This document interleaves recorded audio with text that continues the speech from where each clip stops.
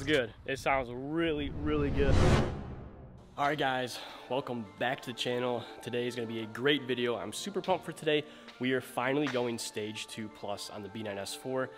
We got the car pulled in at, you guys already know where, over at Axels Automotive. I got the downpipe in the trunk, and then we got the 034 upgraded high pressure fuel pump that Nick will be installing on the car. So we're gonna break down the install for the downpipe as well as the high pressure fuel pump. The downpipe is currently very, very hot because I just drove it in this morning. So we're waiting for that thing to cool off, and then we will install the Milltek Catless Downpipe and then the high pressure fuel pump.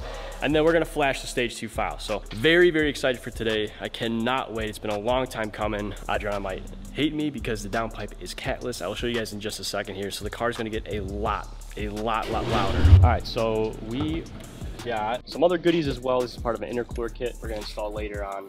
Probably not today, but here's the downpipe. This is the Milltek Catless Downpipe.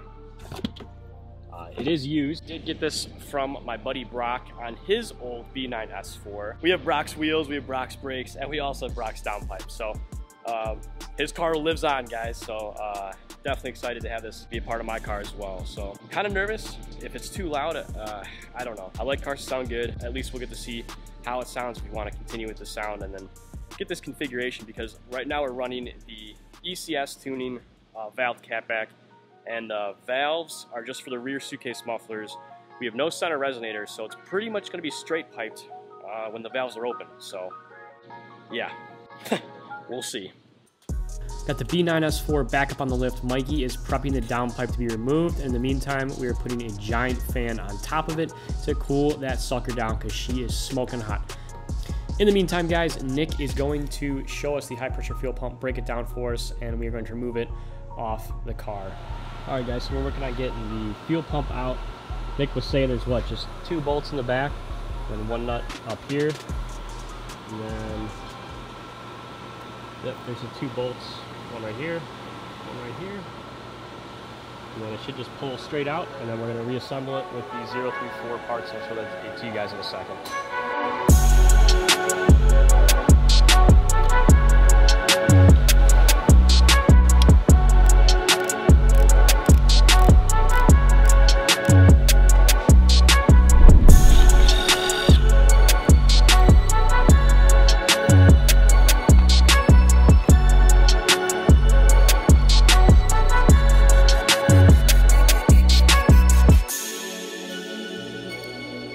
Finally able to slide the high pressure fuel pump out of the car after removing those 2 bolts. In the meantime, we're checking out on the downpipe, see how hot she is. Still warm, but yeah, and that's not 200 degrees. Thank goodness, but I mean, for me to get back there to that back bolt, that's why I wanted to make sure that this was cooled down, because my arm's got to go against that for a while. All right, guys, so we got the fuel pump out. Nick, in just a second, he's going to go over rebuilding it with the 034 part. He's got a special tool that they sent us, so he'll show us step by step the process of rebuilding this fuel pump. In the meantime, Mikey's going to be working on getting the downpipe off. It did cool off quite a bit. Their little blue fan is pretty powerful, so we're going to slowly, surely work on that at the same time. Hopefully get these completed together. So this is obviously the tool, the locking tool that allows us, that you get separately, right? 034 makes this tool, and this allows us to get this assembly off. Correct. Okay. And then we're replacing the main piston inside. The main piston, okay.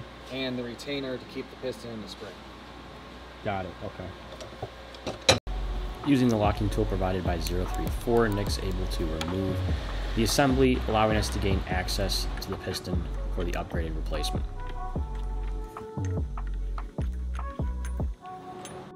After a couple quick turns, Nick was finally able to release the assembly from the high pressure fuel pump, allowing us to get a better, closer look at the spring and the pump itself for us to take apart and upgrade with the 034 part. So this is just the piston assembled, right? Yes, outside the pump itself.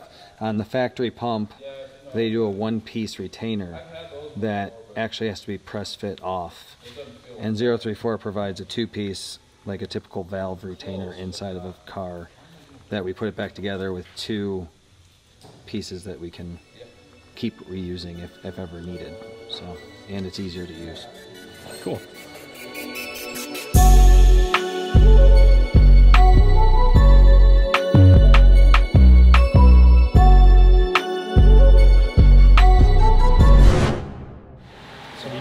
compressor, you can use a vise. But since we do have a compressor at the shop, yes, we're going going to to use a valve spring compressor. And the instructions state to use a valve spring compressor.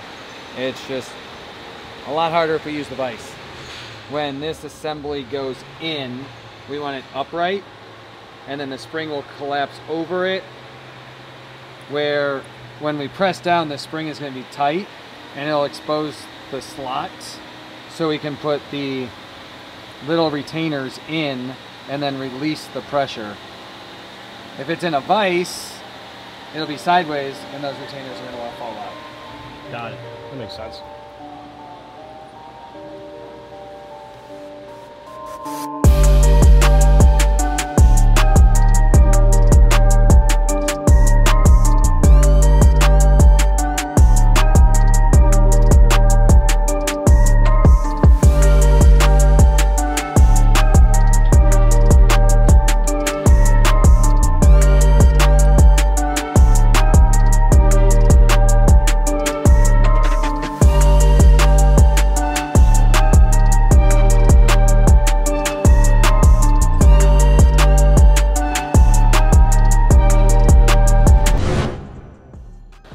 Tighten her back up and she's good to go. Tighten her back up. 034 does not state a torque. You go pretty tight. Just go tight. All right. As Nick wraps up the reinstall for the high pressure fuel pump, we go and check in with Mikey to go see how the downpipe progress has started. Good to go, good to take off. Yeah, I was hoping I would have the room, but so both of your outer Y pipes have the 13mm brackets that hold them into the side of the trans down below. Okay. And which you can see kind of by that springed bracket right there. Yeah. So sometimes, depending on the system, there's actually enough wiggle room where I don't have to disconnect one of them. But I am going to disconnect one of them. Then that way the pipe can kind of fall off to the side. You can wiggle it out and then snake this thing in and out without fighting it like this. Yeah, I think that makes probably the most sense, right? It's going to be impossible to probably pull it out. Or just difficult to, you know.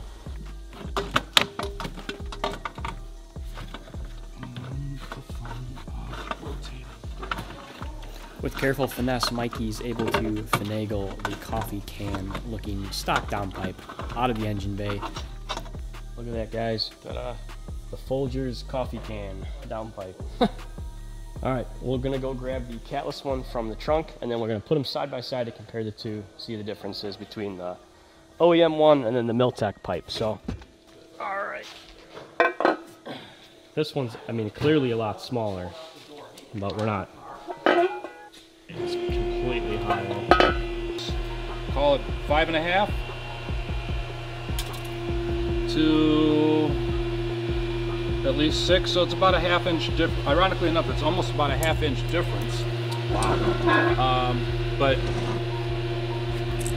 you have the small coffee can narrowed down and right out the pipes. This one, you've got your pre-cat. This section here is your secondary cat, and then it goes out. Oh, so they've eliminated 2 cats in there. Yeah. Wow, okay. So they've actually eliminated this rear cat and went more to straight pipe, and then also you have nothing in there. Yep.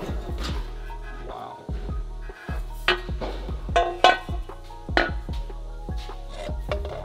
And obviously you've got one honeycomb there. Yeah. There's a small gap in the middle here, and then a secondary honeycomb identical to that sandwiched back in here. Wow. Yeah, that's going to be quite the difference. Yeah, depending on the angle of... Oh yeah, you can. The camera can kind of pick it up. You guys can see right in there is the second cat. After comparing the two differences between the stock and the Milltek downpipe, we now get ready to install the Milltek piece onto the B9 S4.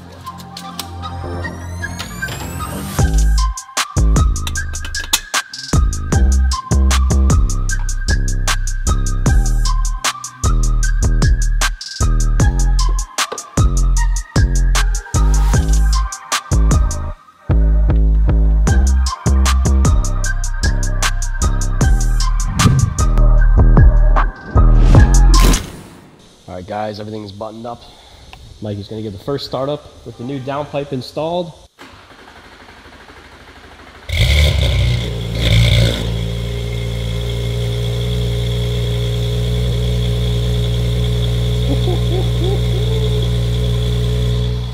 Oh boys, it's loud. Oh man, it's loud at idle. Oh man, wow.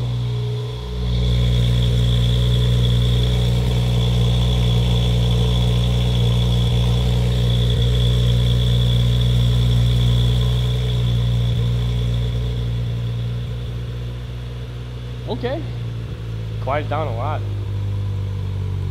Not much of a cold start, which is nice. Idle's not too bad. It does stink. It stinks a lot, but that was to be expected. You close the trunk here. Yeah, she's smelly, boys. She is very smelly. But initial impressions on startup sounds great. I hear a little bit more turbo whistle on idle, which is awesome. Just gonna sound that much better when we go stage 3. It's sounding really good right now. The real test will be when we're driving it. And we'll give a couple revs and stuff, but wow.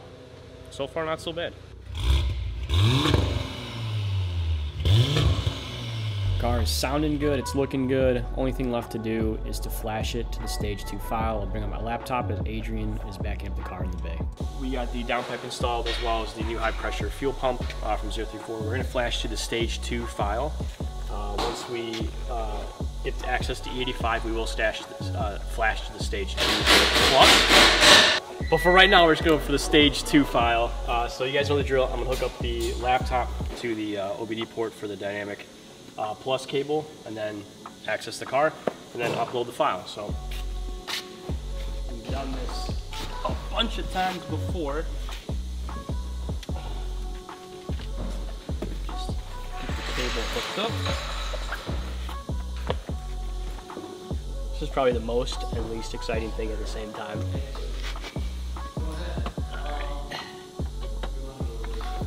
I can't reach it.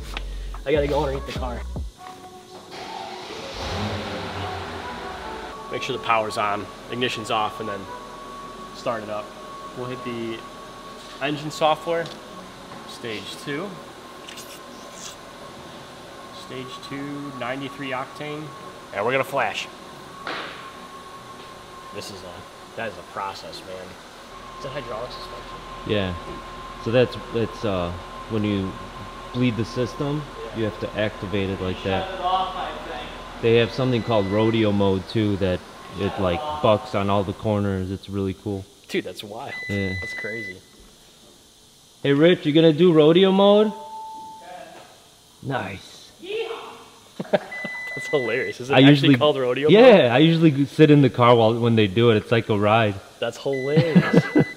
That's honestly pretty funny. Yeah. Turn the ignition off and press OK. It's crazy how fast this is. It's super fast, and it erases all the codes, everything. Please turn the ignition on, then press OK. Ignition on, and we're gonna hit OK. We don't have to update the transmission tune, right? Once it's a stage 2 tune, it's fine. Is it stage 2? I have the stage. Well, see, it'll go back to home. Stage 2 ZF8. Yeah, if you're stage 2, then that's it. That's fine, Yep. right? Awesome. All right, ECU stage 2, transmission stage 2. We're gonna take it out for a quick spin, see how it sounds, see how it drives, and then we'll get some outside flybys. All right, guys, so Adrian's gonna take the S4 for the first rip. We're gonna hear it on the outside. I'm pretty excited. And then I'm gonna hop in, see how the car drives, see how it sounds after we get some outside shots. So he's gonna pull the car out now, and then we'll meet you guys outside. Oh my God.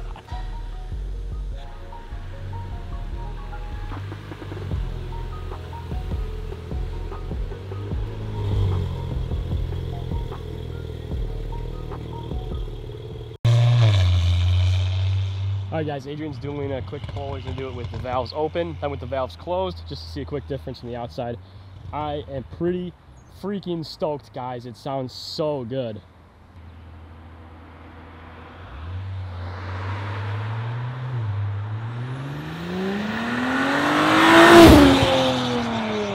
Whoa, buddy. Boys, it sounds good. It sounds really, really good.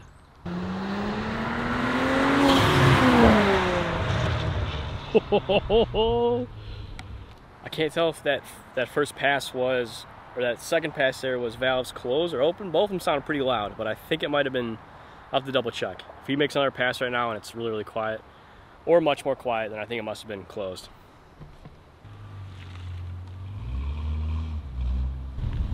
Dude, it sounds so good. It's like night and day. Yeah? The valves open and closed, yeah. Oh, that's awesome then. Hell yeah. With the valves closed, it's so fucking quiet. Oh, perfect, dude. That's crazy. Yeah, give her some revs and with the valves open. Yeah.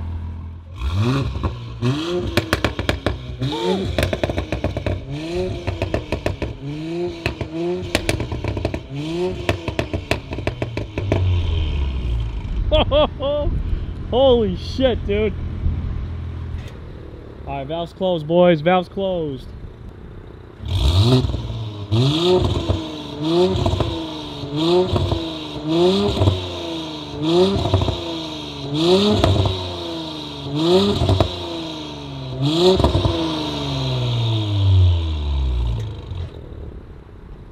Dude, it sounds so good. Yeah, it's pretty awesome, man. Dude, it sounds really good. And it's crazy how much of a difference it makes between valves closed and open. Yeah, I'm surprised. I thought I wasn't gonna make a much of a difference, but it's a huge difference. Yeah. Wow. And you still get a few pops, even on comfort, you know, yeah. but not like obnoxious, just a little bit. Hell yeah. All right, guys, I'm gonna do a couple quick revs for you in dynamic mode. It sounds insane. The startup is really, really loud. You can hear the turbo super, super clear. The pops are obviously a lot more pronounced in dynamic mode. But the best part about the exhaust right now is like when you put it into comfort mode, or I have it individual with the valves closed, it sounds normal. Like it doesn't sound obnoxious. Like I was kind of really worried that it was gonna sound too crazy, but so far it sounds pretty tolerable. I don't think Adrian is gonna get too upset at me for having the car super loud. But I'm gonna take the car home, drive it on the highway, see how it is. We are gonna do a more in-depth video on performance-wise with this car when we go Stage 2 Plus, fill it up with E85 and really get some performance details on it. So be sure to stay tuned for that video, guys. But let me use some quick revs before I end the video. Here we go. All right, dynamic mode.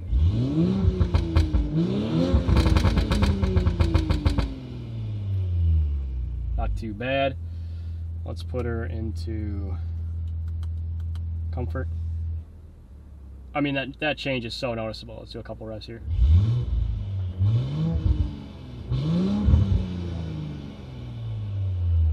So, right off the bat, you guys can tell. So, awesome. I'm honestly so excited. I can't wait to keep modding this car further. Big shout out to Axels Automotive for getting me in, helping me install the downpipe, getting the tune in, as well as doing the high pressure fuel pump. So shout out to Nick, Adrian, Mikey, the guys at the shop did a tremendous job. If you guys want any of your work done by these guys, I'll leave the link in the description below for their shop. Please contact them. They do great work. Their shop B9 is hella fast. You guys saw in the dyno video. So definitely check them out. And shout out to 034 for an awesome tune. I can't wait to keep running it and going Stage 2 Plus. So with that being said, guys, thank you so much for watching, and we will see you on the next one. Cheers.